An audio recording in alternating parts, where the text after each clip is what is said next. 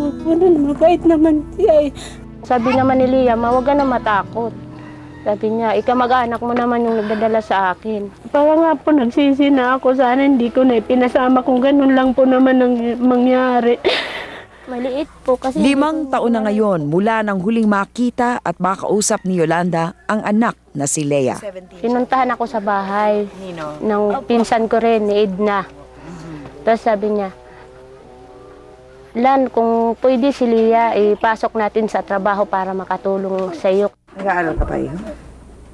Ipapasok daw ng katulong sa Maynila ang 17 taon na dalagita, bagong kasalang kapatid ni Edna at kailangan ng taong bahay. Sabi niya na, Ma, pag nakasweldo na ako, pag nakasahod na ako, Ma, una ko talaga yun papadala sa iyo para mayroong kapunan. Sa susunod daw, pag nagpadala uli ako, para ipon-ipunin mo na lang dyan para gumawa tayo ng bahay kahit maliit lang. Pero walang dumating kay Yolanda kahit sulat. Pabalik-balik daw siya sa bahay ni Edna para hingin ang address at telephone number ng pinapasukan ni Leah. Hindi na nga ako binigyan. Tapos nung nalaman ko na lang yun na telegrama na patay na raw si Leah. Sino nagtelegrama sa'yo? Kaibigan daw siya ni Hilda. Sino si Hilda? Yun ang nagpasok sa trabaho kay Leah sa Maynila. Kilala mo ba si Hilda? Kapatid ni Edna po. Sino to?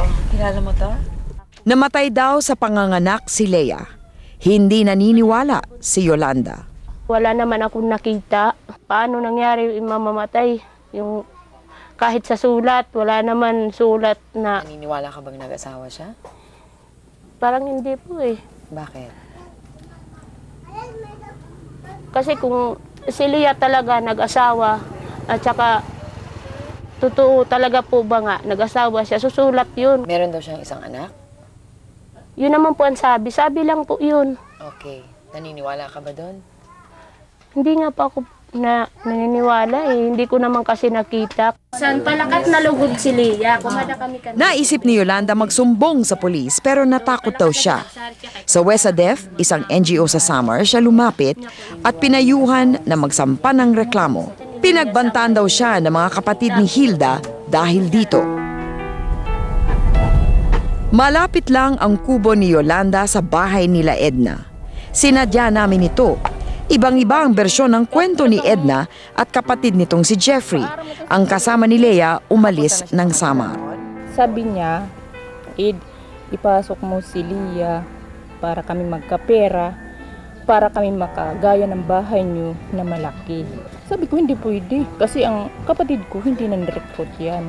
Hindi nagre-recruit? Hindi nang-recruit yan. Ang trabaho niya ay talagang ganyan. Ano ang pero, trabaho niya? Sa totoo, ang trabaho niya.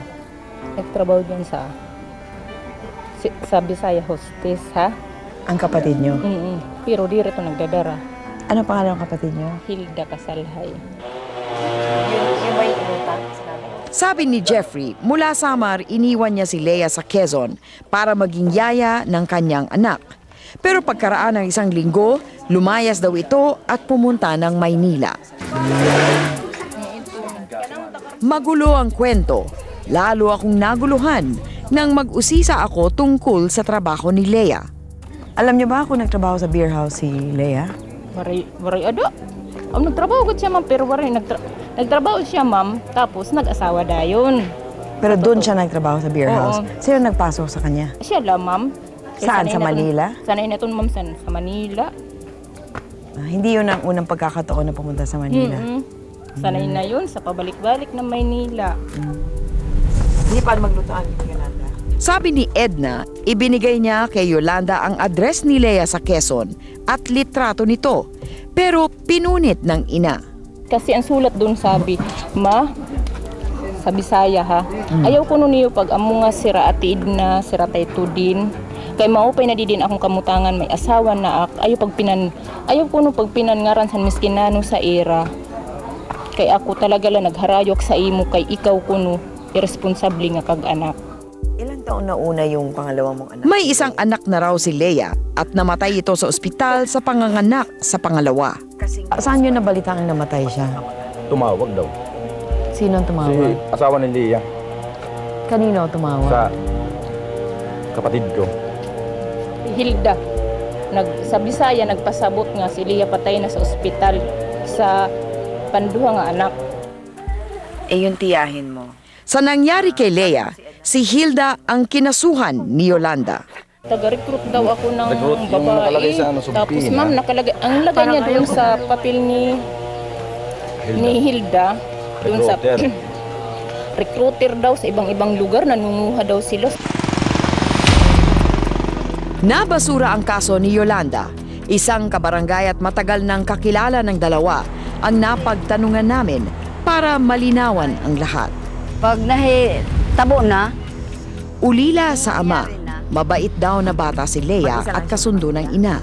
Minsan daw nalapitan ni Yolanda si Aling Virgie tungkol sa paghahanap niya kay Leia, kaya't alam niyang tuliro ito.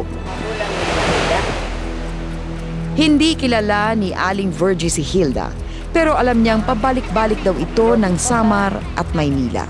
Anong ginagawa niya pag pumunta siya dito? iwan ko, yun, mga gamit, nananara, mga gamit. Balay ba? Wala siyang kasamang umuwi, bumabalik sa Manila? Siya?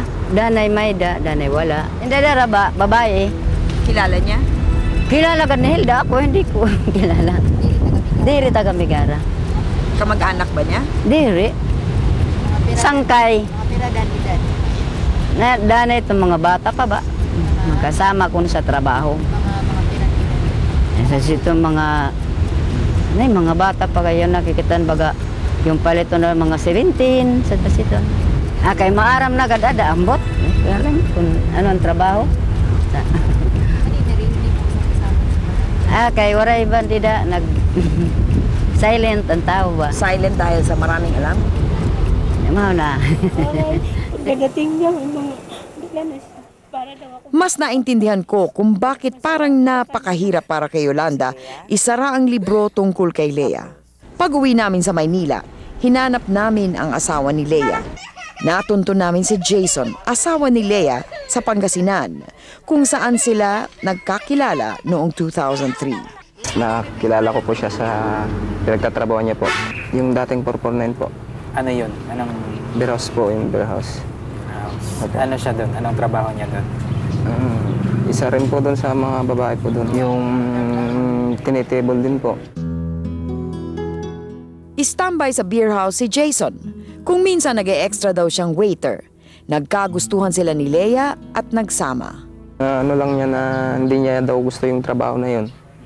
Kasi ang pangako daw, pasok siya ng ibang trabaho. Hindi ganun daw. Hindi daw sinabi ni Leia kung sino ang nagpasok sa kanya sa trabaho. Pero naikwento ni Jason na bago nakarating ng Pangasinan, nagtrabaho muna sa Maynila ang asawa.